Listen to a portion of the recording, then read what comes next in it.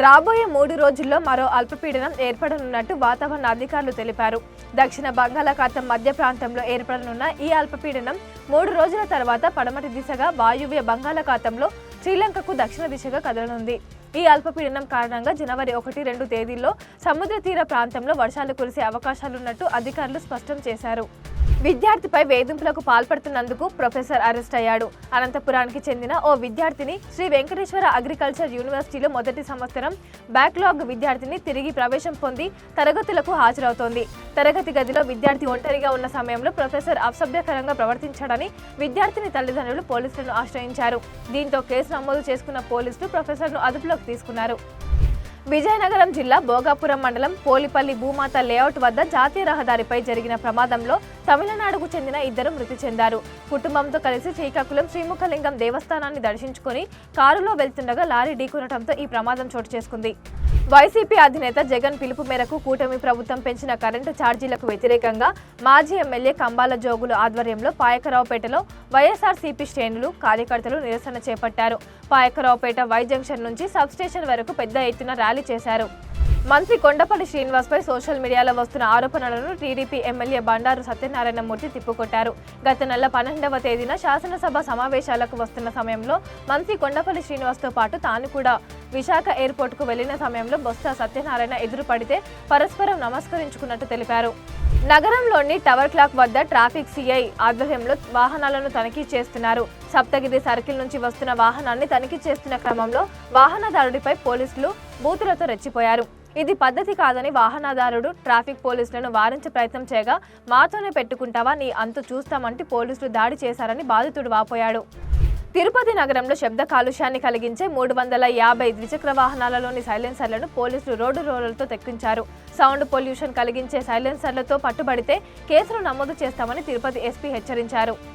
తిరుమల శ్రీవారి దర్శనానికి తెలంగాణ ప్రజాప్రతినిధుల సిఫార్సు లేఖల విషయంపై ఇప్పటి వరకు ఎలాంటి నిర్ణయం తీసుకోలేదని డయల్ యువర్ ఈవో కార్యక్రమంలో టీటీడీ ఈవో శ్యామలరావు మాట్లాడారు. తెలంగాణ మాజీ మంత్రి శ్రీనివాస్ గౌడ్ వ్యాఖ్యలపై లీగల్ ఒపీనియన్ అడిగామని, అది వచ్చిన తర్వాత ఖచ్చితంగా చర్యలు తీసుకుంటామని పేర్కొన్నారు. AP deputy CM Pawan Kalyan ఇటీవల పార్వతీపురం మన్యం జిల్లా సాలూరు మక్కువ మండలంలో పర్యటనలో నకిలీ ఐపీఎస్ హల్చల్ చేశాడు. విజయనగరం జిల్లా గరివిడికి చెందిన మాజీ సైనికుడు బలివాడ సూర్యప్రకాష్ నకిలీ ఐపీఎస్ అధికారి అవతారం ఎత్తి పవన్ కళ్యాణ్ పర్యటనలో బందోబస్తులో పాల్గొన్నాడు. సిబ్బందితో దిగిన ఫోటోలను పరిశీలించిన పోలీసులు ఎంక్వైరీ చేయించడంతో విషయం బయటపడింది. ప్రస్తుతం ఈ నకిలీ ఆఫీసర్ పోలీసుల అదుపులో ఉన్నాడు. జగన్ అవినీతి కక్ష సాధింపు విధానాలతో విద్యుత్ రంగం మొత్తం దెబ్బతినేలా చేశారని ఎమ్మెల్యే దగ్గుపాటి ఆగ్రహం వ్యక్తం చేశారు. 5 ఏళ్లలో 10 సార్లు విద్యుత్ ఛార్జీలు పెంచి ప్రజలపై 32,000 కోట్లు నేరుగా భారం మోపారన్నారు. వాస్తవంగా ఇప్పుడు పెంచామంటున్న ఛార్జీల ప్రతిపాదన జగన్ హయాంలోనే వచ్చిందని, ఈ రోజు రాష్ట్రంలో ఎవరున్నా ఈ పరిస్థితి తప్పేది కాదన్నారు. జగన్ రెడ్డి ఇప్పటికైనా నాటకాలు ఆపాలని ఎమ్మెల్యే దగ్గుపాటి అన్నారు. అనకాపల్లి నక్కపల్లి గురుకుల పాఠశాలలో హోంమంత్రి వంగలపూడి అనిత ఆకస్మిక తనిఖీ చేశారు. వసతి గృహంలో విద్యార్థులకు అందుతున్న సౌకర్యాలపై మంత్రి ఆరా తీశారు. విద్యార్థులకు అందించే భోజన నాణ్యతను పరిశీలించగా విద్యార్థులతో కలిసి హోంమంత్రి భోజనం చేశారు. కామారెడ్డి జిల్లాలో కలకలం సృష్టించిన బిక్కనూరు ఎస్ఐ సాయి కుమార్, బీబీపేట కానిస్టేబుల్ శృతి, కంప్యూటర్ ఆపరేటర్ నిఖిల్ మృతి ఘటన గంటకో ట్విస్ట్ అన్నట్లుగా సాగుతోంది. వాట్సాప్ చాటింగ్ కీలకంగా మారిన ఈ కేసులో విస్తుపోయే నిజాలు ఒక్కొక్కటిగా వెలుగులోకి వస్తున్నాయి. గద్వాల జిల్లా కేంద్రంలోని ఐజ మండలం సింగిల్ విండో మాజీ చైర్మన్ శంకాపురం రాముడు జిల్లా కేంద్రంలో న్యాయవాదులు చేస్తున్న నిరసన దీక్షకు మద్దతు తెలిపారు. ఈ సందర్భంగా మాట్లాడుతూ కోర్టు అంటే అందరి మధ్య ఉండే దేవాలయమని, ప్రజలకు అందుబాటులో కోర్టు నిర్మించాలని, ప్రజలకు దూరంగా ఉన్న ప్రాంతానికి కోర్టు తరలించడం సరైన ఆలోచన కాదని తెలిపారు. మహబూబ్ నగర్ జిల్లా ఎంయూడీఏ కార్యాలయంలో మాజీ ప్రధాని మన్మోహన్ సింగ్ చిత్రపటానికి ఎమ్మెల్యేలు నివాళులర్పించారు. అనంతరం ఎంయూడీఏ సమావేశంలో పాల్గొని పలు అంశాలపై చర్చించారు. వరంగల్ పోలీస్ కమిషనరేట్లో నేరాలు అదుపులో ఉండటంతో పాటు తగ్గుముఖం పట్టాయని వరంగల్ పోలీస్ కమిషనర్ మీడియా సమావేశంలో తెలియజేశారు. వరంగల్ పోలీస్ కమిషనరేట్ 2024 సంబంధించి క్రైమ్ రౌండప్ సమావేశాన్ని కమిషనరేట్ కార్యాలయంలో ఏర్పాటు చేశారు. గత ఏడాదితో పాటు ప్రస్తుత ఏడాదిలో జరిగిన నేరాలకు వ్యత్యాసాలను పోలీస్ కమిషనర్ మీడియా ప్రతినిధులకు వివరించారు. మాజీ ప్రధానమంత్రి మన్మోహన్ సింగ్ మృతి పట్ల ఉమ్మడి వరంగల్ జిల్లా కాంగ్రెస్ పార్టీ ప్రగాఢ సానుభూతి తెలిపారు. ఈ రోజు తెలంగాణ రాష్ట్రం ఏర్పాటు జరగడానికి సోనియా గాంధీ, మాజీ ప్రధానమంత్రి మన్మోహన్ సింగ్ కారణమన్నారు. కేంద్ర మంత్రి వర్గానికి తెలంగాణ రాష్ట్ర ప్రజలు కృతజ్ఞతలు కలిగి ఉంటారని ఎమ్మెల్యే నాయని పేర్కొన్నారు. తెలంగాణ సర్కార్ మందుబాబులకు కిక్కిచ్చే వార్త వెల్లడించింది. ఈ నెల 31న వైన్ షాపులు, బార్లు, రెస్టారెంట్లు అదనపు గంటలు తెరిచి ఉంచనున్నారు.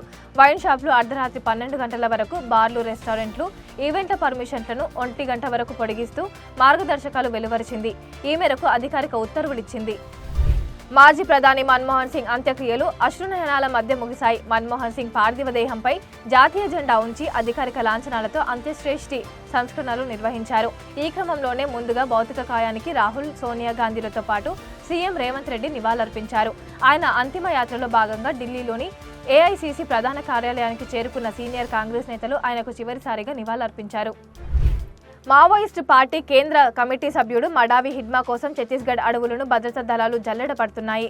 వేలాది మంది పోలీసులు వాగులు వంకలు దాటుతూ గాలిస్తున్నారు.